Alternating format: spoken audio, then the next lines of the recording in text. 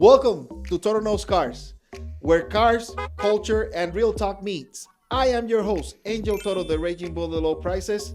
We're talking horsepower, crazy deals, and the kind of stories that should probably stay in the showroom, but won't. So let's go. This podcast is for informational and entertainment purposes only. The opinions shared are our own and do not represent any dealership, manufacturer, or financial institution. Always do your own research and consult a professional before making financial or vehicle decisions. Enjoy this episode. Guys, today's episode, we're talking about first-time buyers.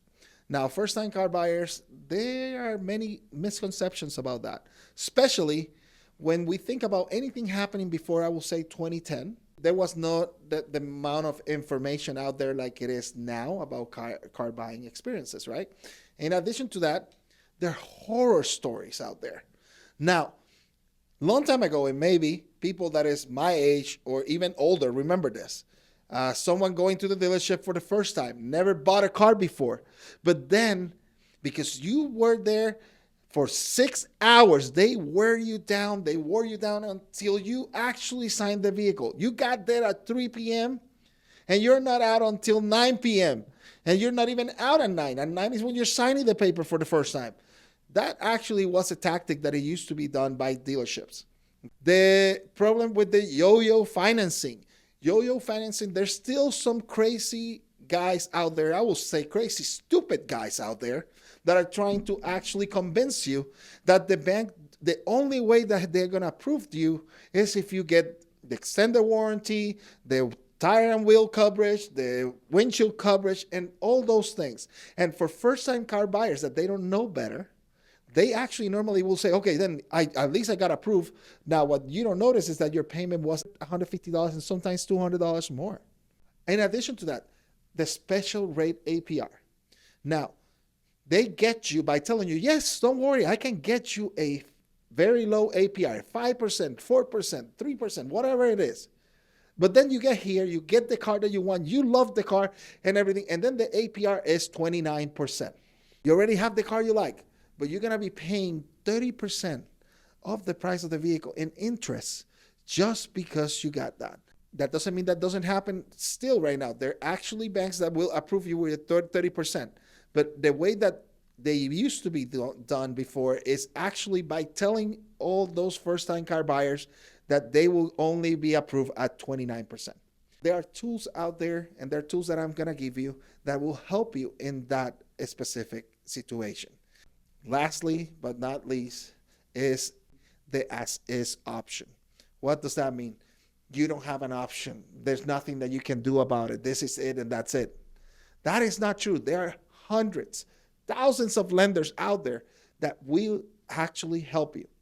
There are actually other ways to do this. Now, that you might need, some people say, you might need a cosigner. Yes, first-time car buyers have other criteria that you might not have on your second vehicle, on your third, and so on and so forth. Okay? Sit back, relax, and let's get to the episode. Well, welcome again to another episode of Toro Knows Cars. Now, if you see right now, we have a guest on our studio today. First of all, let's see how we know each other. Ricky, because that's his name, Ricardo. How do we know each other? I'd have to say I think that we go way back, just in the hospital room where I was born. That would be from where I first met you. Okay. Yes, he's my son. So yes, he is handsome like me. I give you that. A couple things that I would like to tell you about him. He is actually 20 years old. He actually is married. Now, how long have you been married? 5 months. 6. Okay. 6 Rylan, months. if you're watching this, he had to count with the fingers. I'm just saying. I thought that was off camera. Yeah, I just want to make sure. Yeah, I know 6 months. So I was just counting my fingers, make sure I had them all. Oh, that's what it was. That's what it was. Yeah. Someone was trying to cut your fingers or something like that. I just want to make sure. And no, I just like to make sure they're all there, that they didn't fall off. Okay. It's a big issue I hear. Gotcha. Especially when you get into a podcast like this one, for sure. Let me ask you, tell me what you do. Me? I'm a retail sales associate. Okay. So I work for ZAG. They sell screen protectors, phone cases, warranties, things like that. We do phone repair as well. Someone comes in looking for a phone case, and my job is to make the process as easy as possible for them, and entertain them, make sure that they feel taken care of, and they have all the things that they need to set their phone up right so it's indestructible. Well, I actually think that you missed something in that because I know him. That's why I'm saying it. This dude right here, he's an actor. He is actually hiding that from us. But I promise you, I didn't hire him to act during this episode. I just got him here because he actually bought a car for me. But we'll talk about it in a minute. Tell us a little bit about that, about your acting career. Yeah, my acting career is actually at a really exciting spot where I get to do the most with, well, it could be taken in a good or bad way, with the least amount of consequences. I've started acting since middle school, so it's been 5-6 years been acting. I was doing plays all throughout middle school, all throughout high school. I was finding music videos, little short films, episodes I could be a part of, and I absolutely loved it. I loved being on camera. I loved entertaining people. I love being the center of attention, that's for sure. Yes, he does. Yes, he does. There's no doubt about that. Okay, go ahead. Keep going. Yeah, and then just last year, I decided it was time to start putting some investments in, and I started taking acting classes. I'm with the Actors in Action Conservatory in West Valley, and I absolutely love it there. Julianne Lichty is the instructor. She's been great. It's just been a total blast. It's been a total blast being a part of small student films, being my friends' little shorts, whether it's reels or short films or projects that they have due. I get to submit a ton of auditions. I can do performances for a bunch of scripts in that class. When I say that I get to do the most with the least amount of consequences, I mean I get to do unlimited auditions. I get to perform every week, and maybe 10 eyes are on me. It's a total blast, total creativity. It's great to explore that stuff, and right now we're just waiting for the exponential takeoff of my acting career, where I'll start finding work and I'll start making my way up to Hollywood, up to that Oscar that I'll get someday. Mm-hmm. He actually has that goal. He says he's going to win an Oscar, so I do believe him. And one day when I see him there, he's going to say, oh, I was with my dad in his podcast. And then I'll get millions of followers because of him. But that's okay. I will love that. That's awesome. Well, thank you for sharing all that about you. So just to warm up a little bit here, I wanted to ask all my guests this question.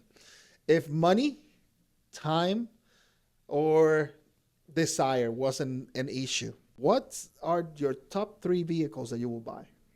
Now, we'll get to it later. I recently bought a newer car, but as you know, I'm a sucker for old Hondas.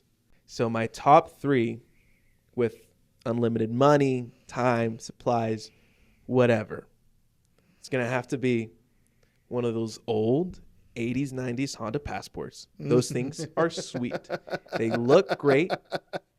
Okay. Mm-hmm. And then I'm going to have to do a 3rd-gen Honda Prelude in yellow. That's my dream car. Those things look great. The H22, an awesome engine. Awesome engine. And then right now, I have a 5th-generation Honda Accord. It's a practical vehicle. I would love to soup it up. I would dump all my money into that car. I would get it a faster engine. I would put it on. I would give it a lift. I would take that thing off-roading with a roof rack. I love old Hondas. That's where I would pour all my money into. That's good that you're saying that. Guys, you're seeing this, right? I want to say this. You need to listen to your father, first of all, okay? Your dad knows a lot of stuff. And like me, I do know a lot. Now, one thing I will say is this. If your dad says, don't buy a car, don't buy it, first of all, okay? It's one thing. Second, we have to talk about that one later on in the podcast, because that's actually something that I will like everyone to know and why I give advice the way I give it. And yes, I will give you this. We had it specifically ourselves, a 1984 Honda Accord, like I told you in the previous episode. And yes, I know they were amazing cars, great engine, great transmission, extremely great gas mileage. And again, there's nothing like the classics, no matter what we go, no matter what we do. But yeah. So Ricky, so you bought a car recently from us, and I say for me, yes, I sold him the car to my own son. So walk me through your car buying journey. What's your experience like? Man, it is so much more complicated going into it than you'd expect.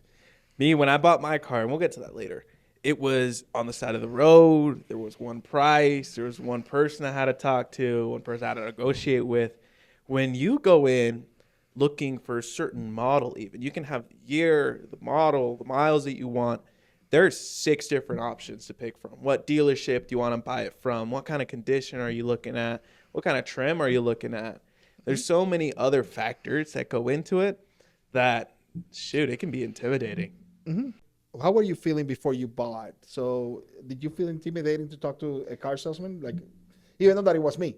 I don't mean to say that Go ahead. I cheated on you per se. Oh, but you cheated on with you, I felt very comfortable. We have it first right here, okay? My own son cheated on me, and now I want to kill him. Look, that's a different story. Go ahead. I had to talk to many different dealerships, and I did talk to other salesmen. I'm sorry to say. So you didn't trust your dad about this? I trusted my dad. I just had to exercise my options. Okay. I hope you understand. No, I do not. Not in this case. You were the best. You were my favorite, and I trusted you the most. It's tough. I mean, a lot of these other salespeople I'm working with frankly, they're strangers. I was lucky that I was able to work with my father, and it really does make a difference when you trust your salesperson. But man, it was walking into a dealership, not knowing anyone there, not knowing exactly what could happen, what this person was like. It was intimidating. It really was. When you were buying that car for your wife, what was more important to you? Was it the price? Was it the specific car you were choosing? What was it that you were? Really, we were looking for something that was right down the middle. We were ready to make, what's the word I'm looking for? Ready to make sacrifices, ready to figure out, okay, well, maybe this one isn't the cheapest. It's not going to be the most expensive, but it's going to be right in the middle. It's going to be at a decent price. That was going to be decently reliable and okay condition. It didn't have to be flawless. We also didn't want the bumper hanging off. We wanted to be sure it was safe to drive and everything. Okay. That's exactly what we were looking for. The reason he's saying that is because you remember that in the beginning I was talking about like his car that he was telling you about, the 1997, even though that, the Carfax says 1996. But anyway, one thing I will say is that he asked me when he was looking at that car on the road, "Hey, Dad, can you tell me anything about this car?" So I pulled the Carfax and I pulled all the history for it. And I said to him, I wouldn't buy this car for my worst enemy. Then he surprised me at the car wash. Look what I bought. Stuff was hanging. Yes. The bumper was indeed hanging off of that car when I bought it. There was tape holding him to that bumper. So yes, that's why I said, listen to your parents, guys. I'm just saying. So that's good that actually that car didn't have that. So talking about that then during that process, what surprised you then about the process that you went through when you bought the car? Gone on YouTube, I'd seen many YouTube videos trying to figure out exactly what the car buying process was like, in terms of figuring out the numbers, going on a test drive, knowing what kind of loan to get approved for. And really nothing that you can watch, nothing that you can read really prepares you like just being there. Being with someone, I was really, like I said, again, I'm lucky that it was my dad that I was working with, but also it was just a very different experience than what I expected. It was a lot easier and a lot less intimidating than I expected, actually buying the car. Okay. Once we picked the car, once we set on the numbers, going through the financing, everyone was happy to answer my questions. It was pretty streamlined. I was understood what I was signing for. I understood exactly what everyone was saying to me. It was a lot easier than I had expected. Now, in your case, what advice would you give to a first-time buyer? Because, again, you were a first-time buyer. You and your wife were first-time buyers. Even though that you have bought cars, like you said, on the road, for a bank, you're considered a first-time buyer. And I know that there's thousands of people out there that are very stressed out about having that experience for the first time. What would you say about that to them? Listen to your parents. That's advice number one. I would say for sure, make sure that your finances are in order. I didn't understand what it meant to take care of my credit when I was 16, 17. And yeah, I made some mistakes. I did some things I shouldn't have done. And I would have been better off if I had a better credit, if I understood what it meant, if I'd done my research on how credit affects my future and how exactly I can influence my credit up or down. Make sure to save up for a good down payment. You save up enough that you put in the effort to make sure that, yeah, I have this money. I can afford this. That way you're not paying so much in interest. You're not paying such a high monthly payment. It takes a lot of the stress out of it knowing, okay, I've worked for this. I've got something set up and I can afford this for sure.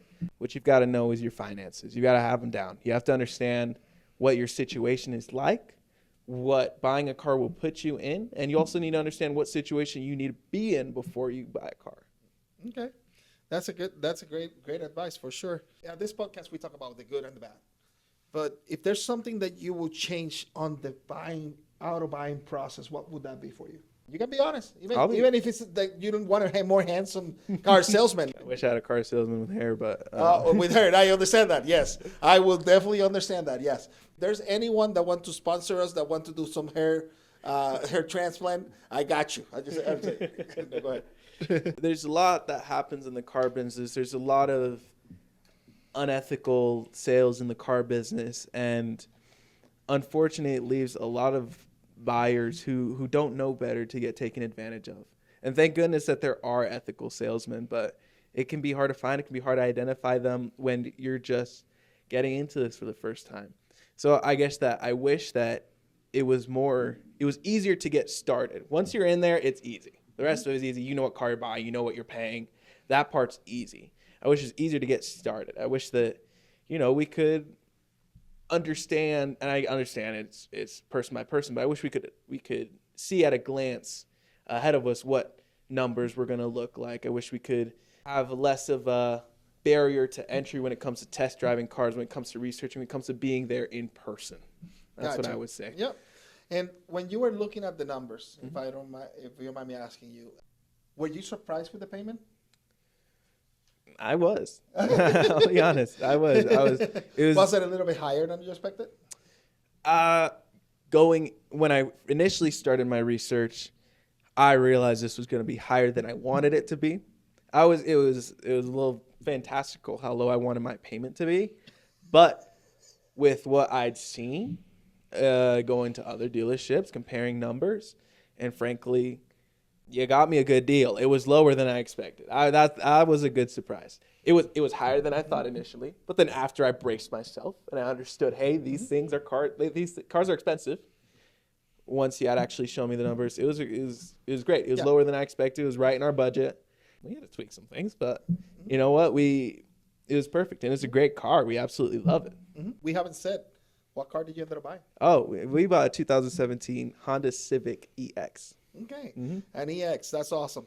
Now, the good thing about that is that when it goes through a process like ours, I tell people all the time, it is, first of all, we take the car actually through our shop and things like that, and that makes it actually it's safer for you than just buying a car from the side of the road, right? So there's some value to that, and not a lot of people sees that. Now, other dealerships, sadly, and there are other car salesmen out there, which is what I'm trying to clarify there. They're there to make some money, and I'm here to make money too. I'm not going to hide it. This is my livelihood, right? But again, we have to actually also understand that there are so many tools like you use. You did your research online. You did your research everywhere. When you come to the car buying experience, there's some people that they fall in love with the car, right? And they just do that without actually asking even any questions, just because they like it. And one example, did you care about the tape on your bumper on the 96 or 97? At first? Uh-huh. No. Now? Exactly. Because was that the car that you wanted to buy? No. Okay. Yes. At the time, yes. My friends here actually says it's a psychological event. Psyche is used to buy cars. You have to be excited about it. And when you look at these things, that's when you overlook those, I call it red flags sometimes from salesmen, okay? Because you have the car that you want, in the color you want, everything you want. And sometimes you have to understand that this is not going to be the only car you're going to buy.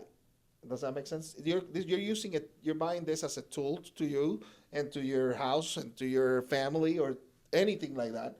But you actually have to put it into perspective. Is this actually a tool to me, or is this actually an investment? If it's a car and it's an investment, like there are many out there, like one of those classic Honda cars, that will be an investment now because they will go up in value. Does that make sense? If they're in great shape, if they're original. But if you actually buy 2008 Honda Accord, that's not an investment. That's a tool.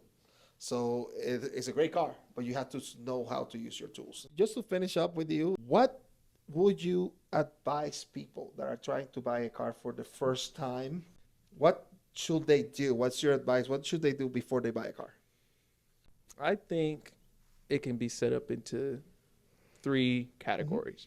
So first, you want to be sure that you find the right car and that you're realistic about it. I could want my first car to be a Ferrari. That doesn't mean it's going to be a Ferrari. I'm going to have to make some sacrifices. I'm going to have to make some decisions that, hey, it's not perfect, but it's going to work for now. Like you said, it's a tool. It's not the last car I'm ever going to buy.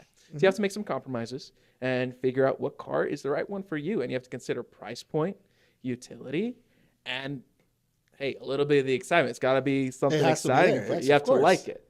Then I would say you have to organize your finances. Make sure that you understand your situation in terms of credit, in terms of your ability to get a loan, in terms of what money you have down, or if you're buying it cash. You have to understand exactly where your financial situation is and where it's going to be after you purchase this car. Then lastly, you have to be sure that you pick the right dealership and the right salesman. It's got to be someone you trust, someone that you can be vulnerable with. It's a big decision, and the reason why we have salesmen here is because we're not the experts.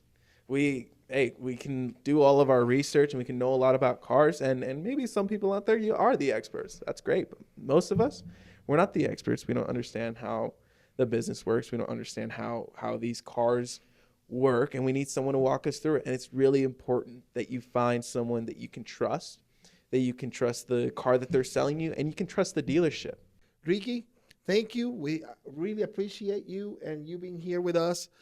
Thank you for sharing your story. Good luck with acting, school, and work. We're looking forward to seeing you in the red carpet one day and mentioning this podcast. Hey, go and follow Toro Knows Cars at any point, okay? All right, well, thank you. For sure. Awesome. Well, we had a great guest today, but also I want to talk to you about my push-up challenge. So it's doing good so far. We haven't been able to actually weight myself yet. So you guys are winning, in other words. Right now, I will tell you this. I've been following my diet. I hope that you guys notice little by little every day, every week that you see me. I've been following my diet, been walking a lot and doing things like that. So, Mom, I'm doing my part. That's all I can say. Okay? But just to remind you, the rules of it was pound loss should match the car sold. Okay? So if I sell more than the lost pounds, I owe push-ups. If I miss the weight goal, I still owe push-ups. So the bigger the gap equals more push-ups. Now, an extra segment that we want to add is a Q&A. I told you guys that you can submit your questions and stuff like that to us. So use the comment section and ask those questions. Kaisa, which is an amazing director, an amazing social media manager, I will tell you this, she is on top of that, and she will give me those questions for you. And today, the number one question we got was actually, what's the biggest mistake car buyers make?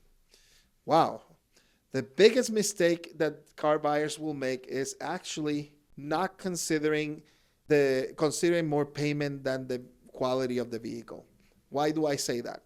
Most people actually say, oh, no, I want a $200 payment, which right now that's unheard of, okay? Just to let you know. But then they want a Honda Civic or they want a Toyota Camry. Those are reliable vehicles. Or I even had someone once that they wanted a $400 payment on a BMW. That actually, for a fact, those are luxury cars. Those cars cost more. So how do you decipher that? Now, right now, an average car payment is about $200 to $225 per $10,000 you finance. So if you're financing $20,000, you're looking between $400 to $450 a month. There are ways to lower that payment. Yes, if you put the loan longer. So I will say that's some things that you have to consider. Check your finances. Your finances are managed by you, not me. No car salesman can manage your finances. You know how much you can pay. You know how much you can put down. If you're looking for a payment specifically, the more money you put down, the better the payment will be.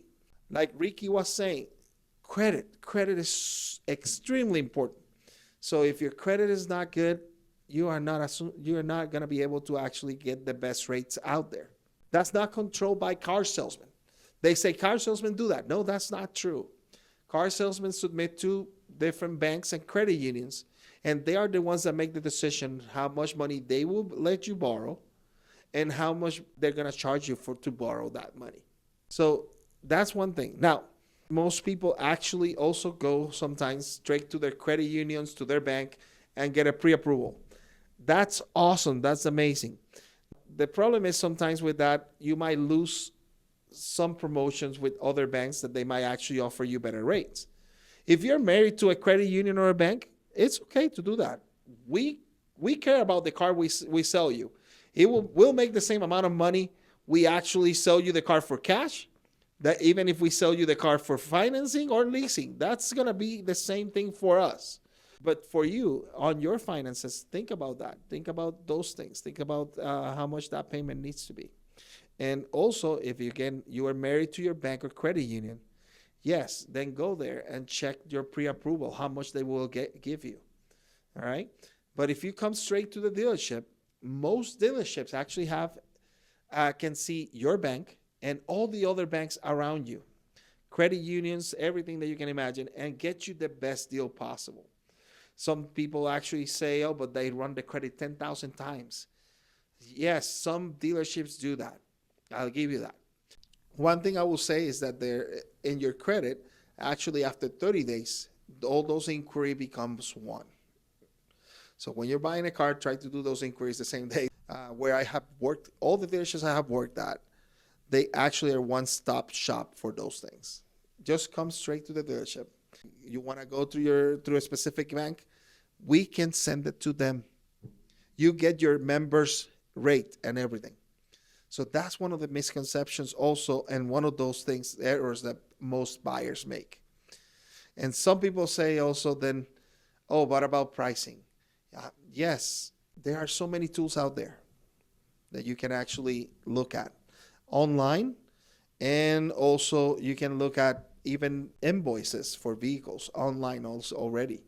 Now, you can pay for those, stuff like that, or you can just come to the dealership and negotiate with me, negotiate with the car salesman. Because if you're in front of them, that tells them that you are willing to buy a car. I hope that makes sense to you. I have heard in other podcasts and other people out there, no, ask for the out-the-door price. The problem is that when you ask for the out-the-door price, without you being here, I'm going to tell you this. We know you're shopping around.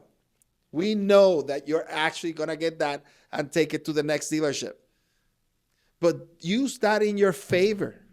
You are here in front of me and say, okay, no, I'm going to go to this other dealership, X, Y, and Z, mama, papa dealership, and actually get a better deal than this by just taking your deal. Yeah, negotiate with me. Talk to me. Let's talk about that. Now, another time, other dealerships, when you call for an out-the-door price, they will give you a balloon out-the-door price without including sometimes all the fees and stuff like that you have. And then you're there. You have the car. You love the car. You remembered what I told you earlier. There's an emotion, a psychology to it. By doing that, you're there, and they're going to be, okay, I don't care about the extra $1,700 in fees because the car has everything I want in that case. But they got you there by lying to you originally. Does that make sense? So if you want something honest or something like that, just come see me here. Put a comment on social media, and I'll be more than happy to actually get the best deal for you at any point. All right? If you have any other questions, we'll answer them right away on the next episode. This is the end of this episode. Thank you for watching. If you want to be part of our podcast, yes, write us a comment or send us a private message on social media. We're here in Utah.